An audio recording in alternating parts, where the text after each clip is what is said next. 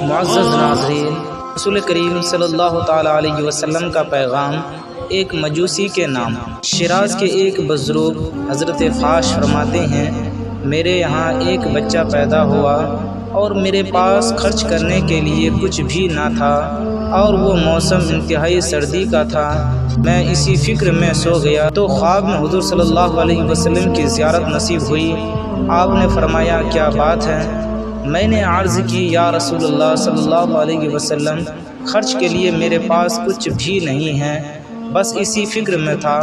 حضور صلی اللہ علیہ وسلم نے فرمایا، دن چڑھے تو فلاں مجوسی کے گھر جانا اور اس سے کہنا کہ رسول اللہ صلی اللہ علیہ وسلم نے تجھے کہا ہے کہ 20 دینار تجھے دے دے۔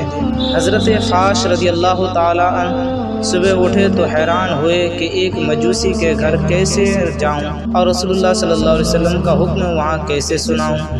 اور پھر یہ بات بھی درست ہے کہ خواب میں حضور نظر آئے تو وہ حضور ہی ہوتے ہیں۔ اسی سوچ و فکر میں وہ دن گزر گیا اور دوسری رات پھر حضور صلی اللہ علیہ وسلم کی زیارت ہوئی، اور حضور صلی اللہ علیہ وسلم نے فرمایا، تم اس خیال کو چھوڑو اور اس مجوسی کے پاس جا کر میرا پیغام پہنچا دو۔ چنانچہ حضرت فاش صبح اٹھے اور اس مجوسی کے گھر چل پڑے۔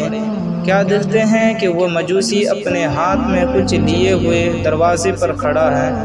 جب اس کے پاس پہنچے تو چونکہ وہ ان کو جانتا نہ تھا اور یہ پہلی مرتبہ اس کے پاس آئے تھے، اس لیے شرما گئے، اور وہ مجوسی خود ہی بول پڑا، بڑے میاں کیا کچھ حاجت ہے؟ حضرت فاش بولے، ہاں، مجھے رسول اللہ صلی اللہ علیہ وسلم نے تمہارے پاس یہ کہہ کر بھیجا ہے کہ تم مجھے 20 دینار دے دو۔ اس مجوسی نے اپنا ہاتھ کھولا اور کہا، تو لیجئے، یہ 20 دینار میں نے آپ ہی کے لیے نکال رکھے تھے اور آپ کی راہ دیکھ رہا تھا۔ حضرت فاش نے وہ دینار لے لیے اور اس مجوسی سے پوچھا، بھائی، میں تو بھلا رسول اللہ صلی اللہ علیہ وسلم کو خواب میں دیکھ کر یہاں آیا ہوں، مگر تجھے میرے آنے کا کیسے علم ہو گیا؟ تو وہ بولا، میں نے رات کو اس شکل و صورت کے ایک نورانی بزرگ کو خواب میں دیکھا ہے، جس نے مجھ سے فرمایا کہ ایک شخص صاحب حاجت ہے، وہ کل تمہارے پاس پہنچے گا، اس سے 20 دینار دے دینا۔ چنانچہ میں یہ 20 دینار لے کر تمہارے ہی انتظار میں تھا۔ ناظرین، حضرت فاش نے جب اس کی زبانی رات کو ملنے والے نورانی بزرگ کا حلیہ سنا تو وہ حضور صلی اللہ علیہ وسلم کا تھا۔ چنانچہ حضرت فاش نے اس سے کہا، یہی رسول اللہ صلی اللہ علیہ وسلم ہیں۔ اس مجوسی نے یہ واقعہ سن کر تھوڑی توقف کیا اور پھر کہا، مجھے اپنے گھر لے چلو۔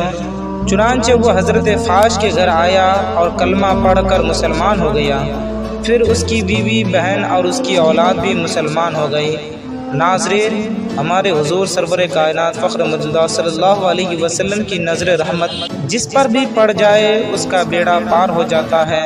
اور یہ بھی معلوم ہوا کہ حضور صلی اللہ علیہ وسلم اپنے محتاج غلاموں کی فریاد سنتے ہیں اور وصال شریف کے بعد بھی محتاجوں کی مدد فرماتے ہیں۔ اللہ عالم بالصواب۔ السلام علیکم ورحمۃ اللہ۔